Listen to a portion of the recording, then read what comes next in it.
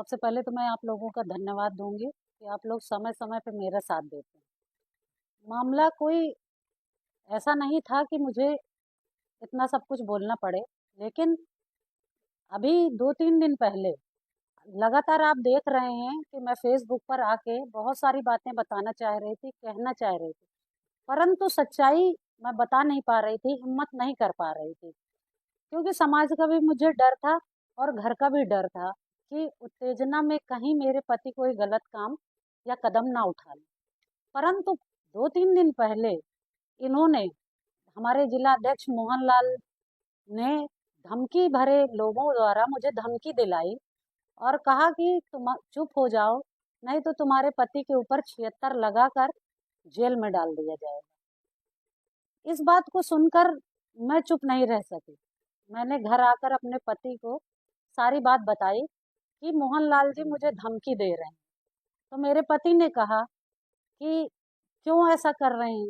तो मैंने फिर मजबूर होकर उन्हें वो सारी बातें बताई जो मुझे नहीं बतानी थी। मैंने इनसे बताया कि ये मुझसे हम बिस्तर होने की डिमांड कर रहे थे। जब मैं नहीं हुई तो इन्होंने मेरे साथ दुर्व्यवहार किया और अब तुम पर 76 का केस लगाने के लिए कह रहे हैं। तो मेरे पति ने कहा कि तुम लाइव आओ और अपनी बातें रखो। आप लोगों ने फेसबुक के माध्यम से सब कुछ देखा है और सुना है कि मैंने कैसे क्या इनकी सच्चाई को बयान किया। इन्होंने अपने जिला उपाध्यक्ष पंकज द्वारा भी मेरे ऊपर अभी कुछ दिन पहले चरित्रहीनता लगाने का प्रयास किया, उसमें भी कोई कार्रवाई नहीं हुई।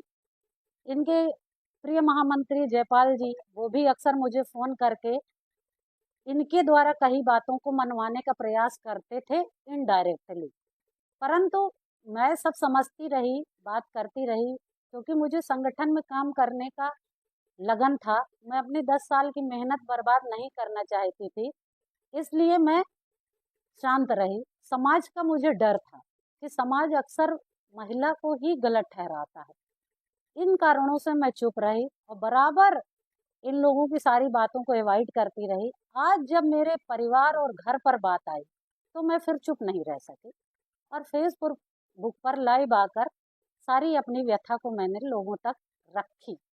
अब मैं यह चाहती हूँ कि माननीय मुख्यमंत्री जी द्वारा इन पर कड़ी से कड़ी कार्रवाई हो।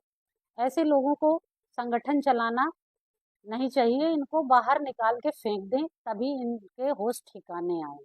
बस मैं इतना ही कहना चाहती हूँ। पूर्णिया से सांसद पप्पू यादव ने अभी कुछ दिन पहले ही आरोप लगाया है कि भाजपा में जो महिला नेत्रियां हैं उनको नेताओं के बिस्तर तक जाना पड़ता है। इस पर क्या कहेंगे आप? आपके साथ भी ये चीजें सामने आ रही कहीं न कहीं तो आज मुझे यह एहसास हुआ कि पप्पू यादव जी वास्तव में सही कह रहे हैं कि 90% महिलाओं को नेताओं के बिस्तर से ही होकर गुजरना पड़ता है, क्योंकि समाज में इतनी गंदगी फैल गई है कि लोग महिला को सिर्फ यूज करने के लिए बैठे।